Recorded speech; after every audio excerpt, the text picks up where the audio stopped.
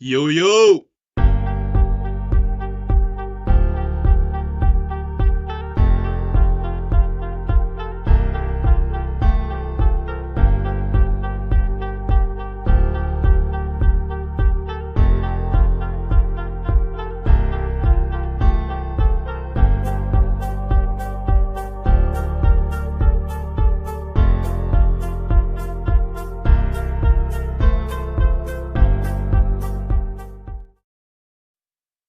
What's going on, everybody? It's your boy Knuckles MMA, man. I'm back with another video. I told y'all I was gonna come back soon.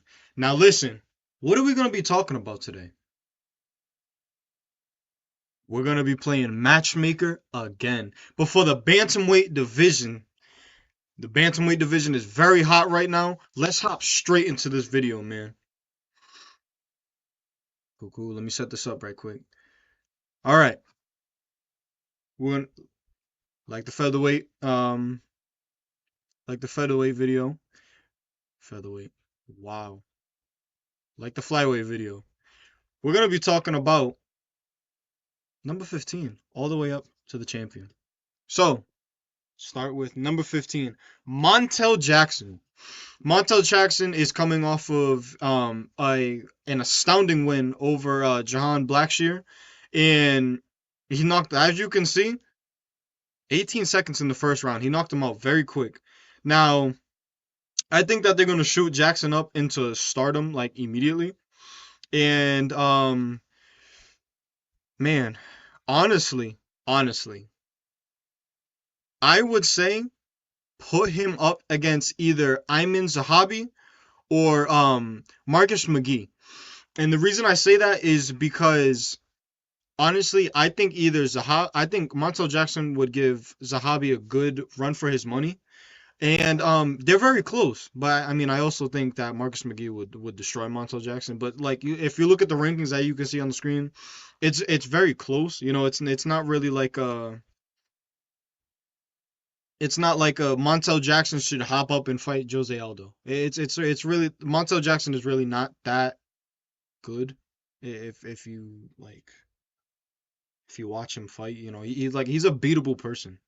Um, But yeah, I think Montel Jackson should fight either Ayman Zahabi or Marcus McGee. On to number 14, Marcus McGee himself. His last fight, he had a really good performance against Jonathan Martinez. He did kind of wind out in the third round. I do remember that. And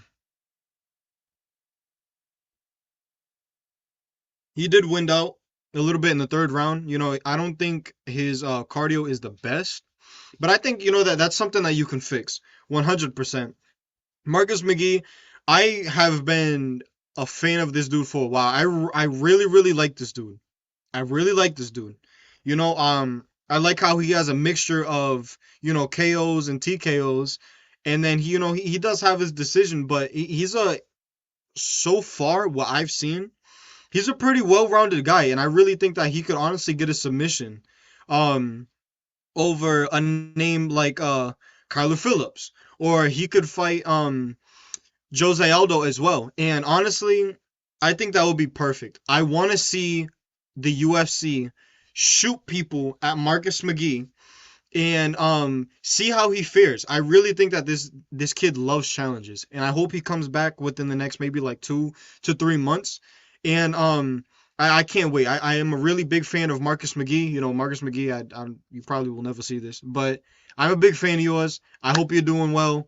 Um, and I hope either you fight Kyler Phillips or Jose Aldo or possibly Mario Baptista. I think that would be a really good fight for Marcus McGee.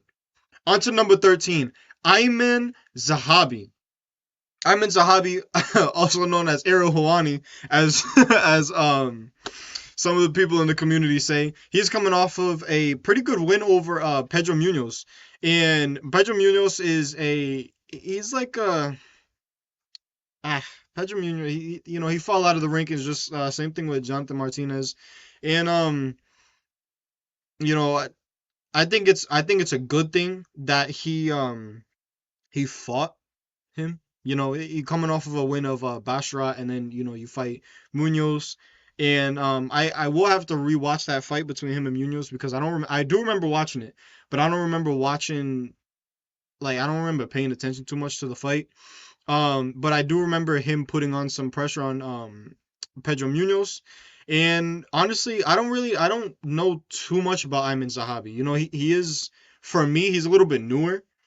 And I don't know too much. I would put him up against Jose Aldo, or possibly Rob Font because I know they do want to shoot him up. Same thing with Marcus McGee. I know they kind of see what kind of fighter this kid is, and I think he should fight Rob Font, and Rob Font would be a good test for him on an Apex card.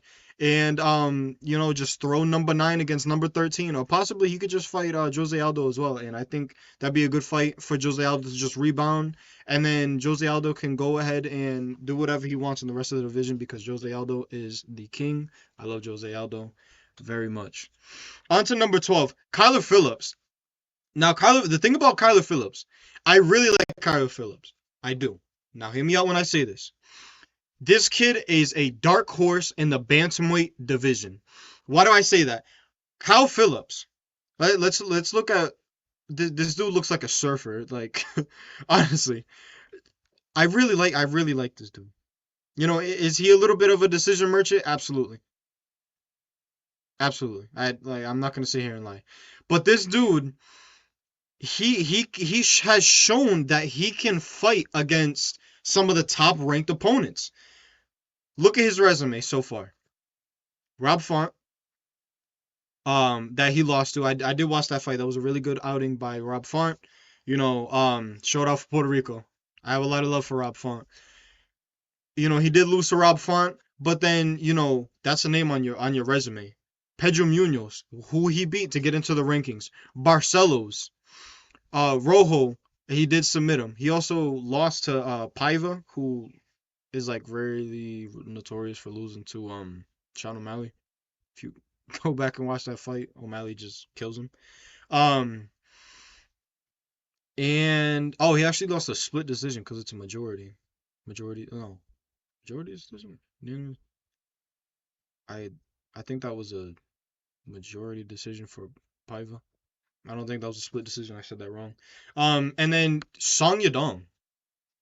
Song Yadong, he's a really good fighter. I like Song Yadong. That's another fighter I really like. And you're gonna see that in this video. I like a lot of these bantamweight guys. Bantamweight is it's a very like head-on division. I really like bantamweight. But listen, Kyler Phillips, he is coming off of a loss against Rob Font. For me, for me, put him up against Jose Aldo. And I say that because Jose Aldo is a veteran. Kyler Phillips is an up and coming fighter who is coming off of a loss. Now, they are at number 11 and number 12, which would put them up against each other. It would be completely perfect. Now,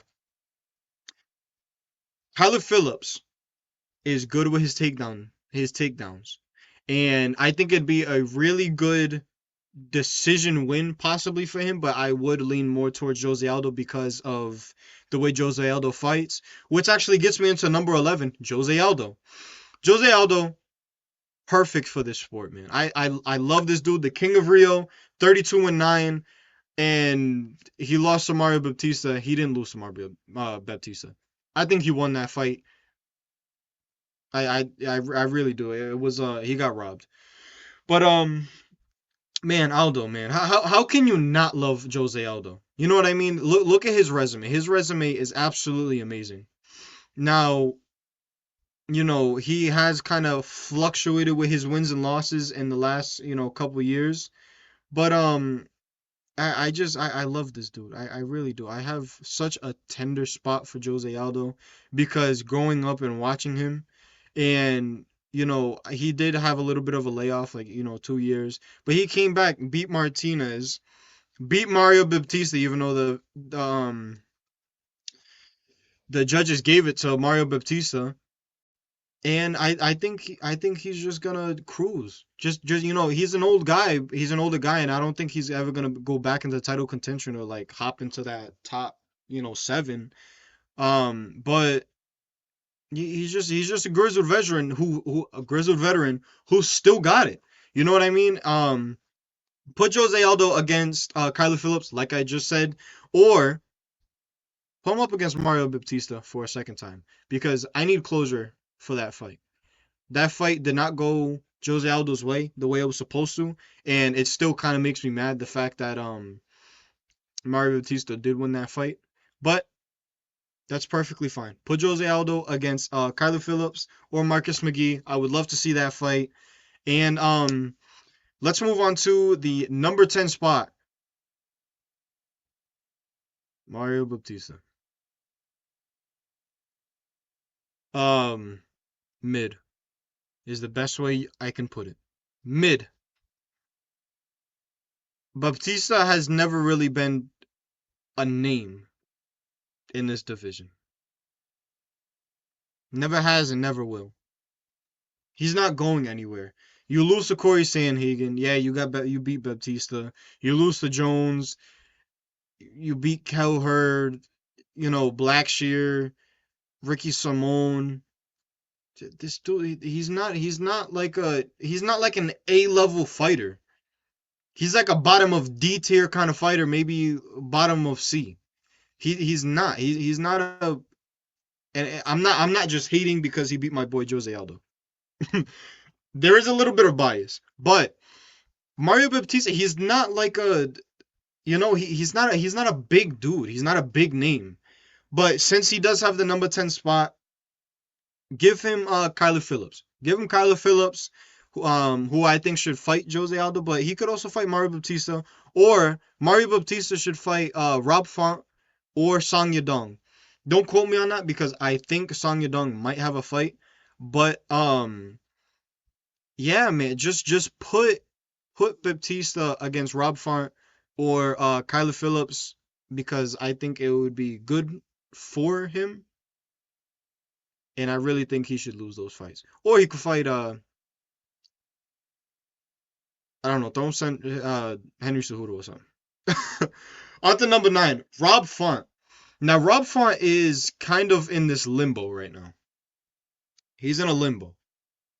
Coming off of a win of Phillips, and then he was supposed to fight Dominic Cruz in Dominic Cruz's retirement fight. Dominic Cruz, unfortunately, did injured his shoulder, or he got surgery on his shoulder, and the fight's off. Dominic Cruz retired. Happy retirement to Dominic Cruz. He was a great fighter.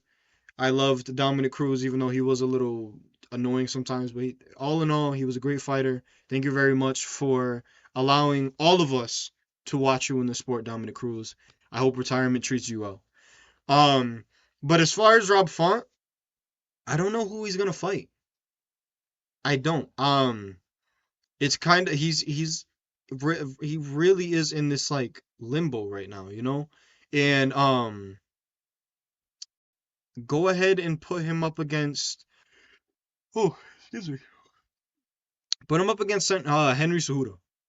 I would say put him up against Henry Cejudo, or you can give him Mario Baptista, like I said before. I'll give him Jose Aldo again. Put them up against each other because they are very close in the rankings, and I think it'd be a really good test for Rob Font. Rob Font he is a very inconsistent fighter, and it you can't do anything about that. You can't do anything about that. Um, but as far as Font goes, put him up against Song Yadong, or put him up against somebody that's a little bit lower than him, maybe Jose Aldo. Just put him in a rematch. Um, and that's all I got to say for Rob Font. I got a lot of love for Rob Font though. On to number 8, Song Yadong. Song Yadong. Now, Song Yadong is coming off of a loss to Piotr Yan, and he is fighting Henry Cejudo. So I really don't have too much to say about him because he is fighting Henry Cejudo, and which makes me want to reevaluate Rob Font actually because Rob Font. Actually, no, Rob Font. If he does not have a fight, I think he should fight Cejudo or Song Yadong off of a loss. He should fight the winner of Song Yadong and Henry Cejudo, or you can just match him up against Kyler Phillips, or Mario Baptista. But as for Song Yadong, I like Song Yadong. I really do. I really do. The Kung Fu Kid. There's a lot to like about Song Yadong. You know, is he a fighter that can be boring sometimes? Yes, he can. He can be a little boring at times. But all in all, I really like Song Yadong. I really do. I really like Song Yadong. Song Yadong is he's a likable guy. He's really funny. I like how he's always yelling and he's very high energy and everything. And they shot him up against Piotr Jan. Piotr Jan he's a force. He's a force. Nobody can take that away from Song Yadong, from Piotr Jan. But yeah, man. He's fighting Henry Cejudo, so I'm just gonna keep it short and sweet. Same thing with Henry Cejudo. Cejudo's facing Song Yadong, and I think Henry Cejudo is going to lose against Song Yadong, and that's it. On to number 6, Marlon Chito Vera. Now, the thing about Marlon Chito Vera, he is a very inconsistent fighter. Marlon Chito, you can look at all his fights. Chito Vera is a very inconsistent fighter, but I like Chito Vera because of the way he fights. Now, this created fighter that we call Marlon Chito Vera is coming off of a loss against Davison Figueiredo. He was knocked down. Davison Figueiredo is a force. I don't care what nobody says. Figueiredo is a force in the bantamweight division, and I can't wait to see him in a title fight eventually. But for Chito Vera, now listen when I say this. Put Chito Vera up against Umar Nurmagomedov. The reason I say this is because this can be a test for Umar Nurmagomedov, and then if Umar wins against Marlon Vera, he is possibly shot back into that title contention. And I hope Umar does win if he does fight Marlon Chito Vera. But it's very young in Umar's career, and we're gonna get into that once we get to the number 3 spot. But I think Marlon Vera should fight Umar Nurmagomedov. On to number 5, Davison Figueiredo. This guy is championship material. He is one of the greatest flyweights in that division to ever bless the UFC. He is in the bantamweight division now, but this dude beat Garbrandt. He beat Font, beat Chito Vera, and then look, he loses to Piotr Jan. That shows you how good Piotr Jan still is. Piotr Jan is in the epitome. He is in the prime time of his career right now. And I really like how they're throwing Piotr Jan here, there, and everywhere against good names. The thing with Davison Figueiredo, he is a little bit on the older side. But I think that Davison Figueiredo should fight Corey Sandhagen, or he could fight the winner of Song Yadong and Henry Cejudo, which I don't think is gonna happen. But I think he should fight Corey Sandhagen, or maybe we could just throw in Sean O'Malley. But I don't know. I don't know. I'll get to that. But I'm not 100% sure if O'Malley will fight Figueiredo. But give him Corey Sandhagen, which is gonna get me into Corey Sandhagen now. Corey Sandhagen is a very good fighter. I don't care what anybody says. I like the way Corey Sandhagen fights. He is a little bit. Oh, excuse me. He is a little bit of a decision merchant, which is completely fine, because he's putting on these technical fights. If you like technical fights, you would like a Corey Sandhagen fight. He is coming off of a loss against Umar Nurmagomedov, and the thing is, Corey Sandhagen is the number 4 spot.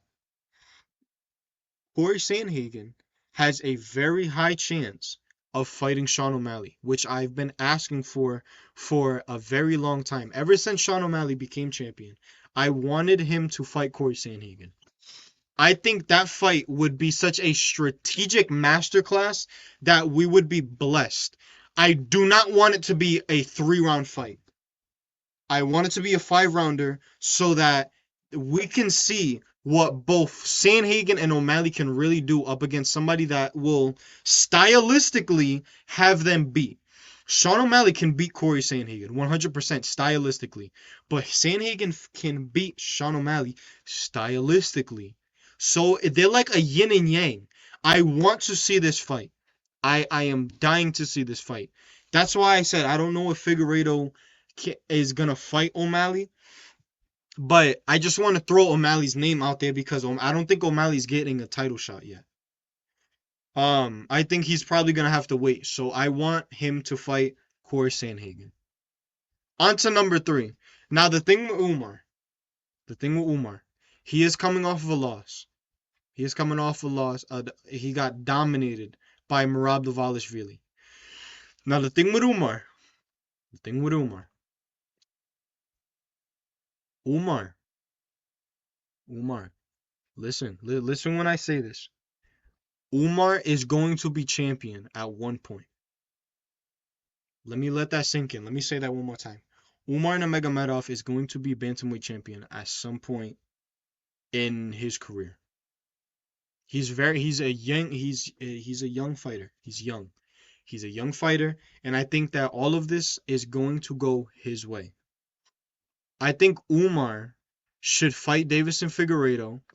They're gonna have that fight. I think Umar could possibly lose that fight, to be honest with you, but he will probably etch it out to a decision. And he's gonna get shot right back into title contention. When we get there is when we get there, and we will talk about that. But but I think Umar should be comfortable after he comes back because he is gonna be out for a little bit after breaking his hand. He said after 4 months he will be able to punch again, and then like 6, 7, 8 months, then he'll be able to fight again. So I think if Davison Figueiredo does stay active, but like not like a good amount, like if he has like two, maybe like 1 or 2 fights, and then fights Umar coming back, I think that'd be completely perfect. On to number 2, Piotr Yan. Piotr Yan, no mercy, is my favorite fighter of the bantamweight division. I love Piotr Yan. Piotr Yan holds such a special place in my heart. It's not even funny. I ever since I got into the UFC, Piotr Yan has been my guy. I love Piotr Yan dearly. This guy, I don't even care if this sounds like Glees. Piotr Yan is such a masterful fighter. I really like Piotr Yan. Piotr Yan, he just look at him. Look at his resume. Look at his resume.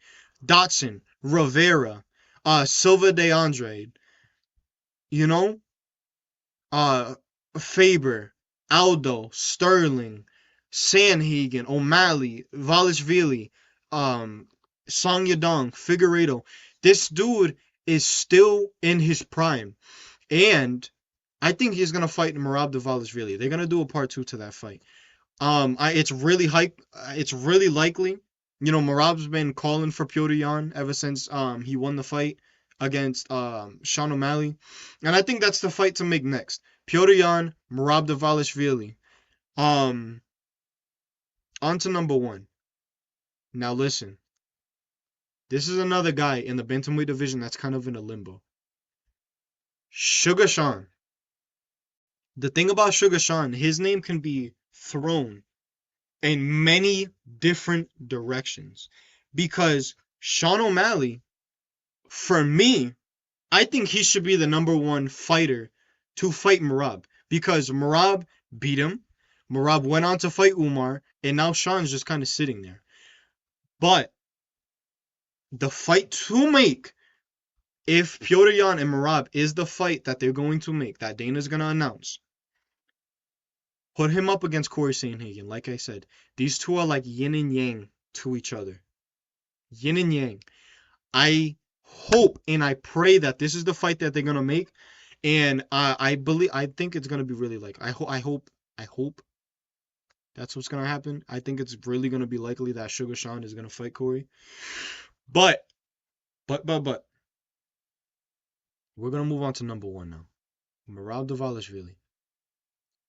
Merab's name is being thrown around as well because Merab could fight Sugar Sean. He could fight a Piotr Jan, but he could also fight a Davison Figueiredo or a Corey Sandhagen coming off of a win. So right now, as of right now, he's gonna fight Piotr Jan. I really think I'm like 95% sure that he's gonna fight Piotr Jan. That's gonna go good. I hope Piotr Jan does win, but I could see Merab going to a decision again. After that Piotr Jan fight, put him up against the winner of Sean O'Malley and Corey Sandhagen. That is the fight to make. That is the fight to be. And I hope it happens sometime this year. I really do. But with that, that ends this video. I thank y'all for all of your support and tuning into the video. You know, without you guys, I wouldn't be here. So, you know, like, subscribe, you know, share, send me to your friends, and I love y'all dearly. I really do. I thank you guys for allowing me to, you know, chat in your ear for a little bit. And please comment down below. You know, let me know. Hit me up on Instagram, hit me up on Twitter. Let me know what's going through you guys' mind and shoot me some video ideas as well. I am willing to listen. And with that, I will see you guys soon. Stay blessed. Be cool. Be safe. I'll see y'all in the next video, man. I'm out.